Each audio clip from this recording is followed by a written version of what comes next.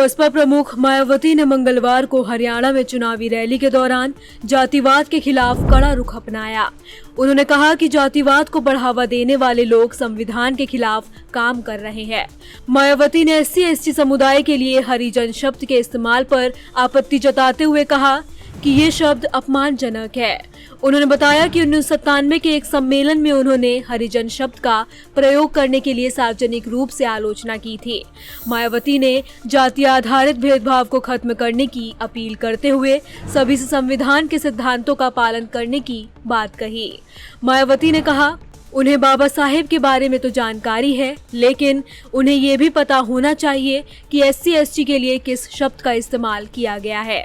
मुझे याद है कि 1977 में जब मैं कानून की पढ़ाई कर रही थी, तब मैं दिल्ली विश्वविद्यालय में LLB प्रथम वर्ष की छात्रा थी।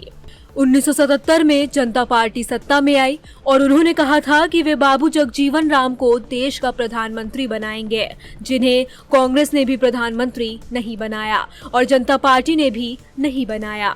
उन्होंने आगे कहा, 1977 में दलित वर्ग के लोग, अनुसूचित जाति, जनजाति वर्ग के लोग पूरे देश में बहुत नाराज थे। उस समय उन्होंने दिल्ली में 3 दिन का जाति तोड़ो सम्मेलन रखा और उसमें मुझे उन्होंने बोलने के लिए बुलाया और जब मैं उस सम्मेलन में बोलने के लिए गई तो वहां पर जितने भी जनता पार्टी के नेता थे वो बार बार हरिजन शब्द का इस्तेमाल कर रहे थे।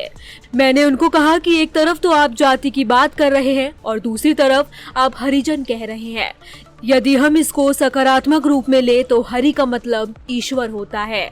हम तो ईश्वर की औलाद होंगे, बाकी लोग क्या शैतान की औलाद हैं? मायावती के अनुसार इसके बाद जनता पार्टी के नेताओं ने माफी मांगी और इस बात पर सहमति जताई कि संविधान के अनुसार SC/ST और OBC शब्दों का इस्तेमाल करना अधिक उचित होगा। उन्हें ये स्वीकार करना पड़ा कि बहन जी जो कह रही थी वे सही था।